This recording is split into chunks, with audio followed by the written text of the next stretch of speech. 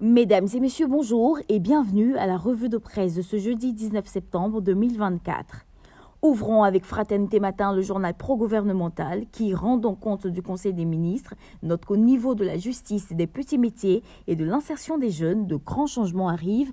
Le Patriote qui ouvre aussi avec le Conseil des ministres note que le PJ-Gouv est un succès total. Le Mandat qui fait écho du dit Conseil des ministres révèle que c'est la bagatelle de 38,7 milliards de francs CFA qui a été investie permettant d'impacter 648 000 jeunes. Restons avec le Mandat pour éteindre une fausse polémique sur la présence du ministre d'État Diomaye Kobenan à l'inauguration d'un centre à caractère social dans la commune de Yopougon.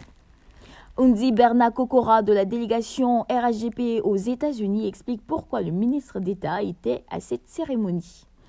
Sur le terrain politique, la presse quotidienne nationale croque à pleines dents l'actualité pour le nouveau réveil dans l'embarras pour la candidature à la présidentielle 2025.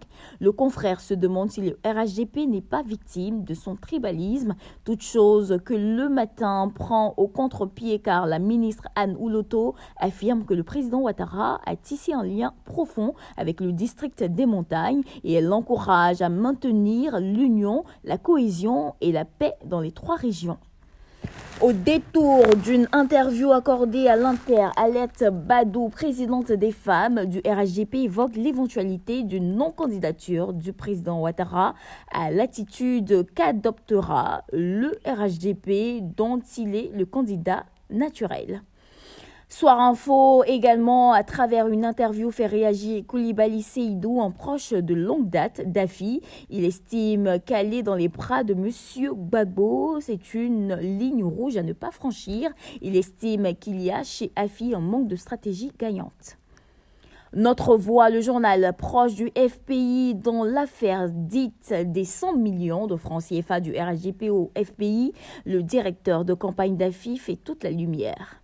L'Expression, de son côté, s'intéresse au PDCI RDA qui initie des tournées de remobilisation et affirme que c'est dur pour les émissaires de Thiam.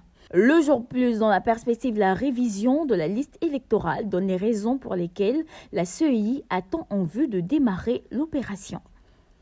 Pour refermer cette session de la revue de presse, convoquant l'Inter qui nous rapporte qu'au Ghana, l'opposition vent debout manifeste pour un audit de la liste électorale.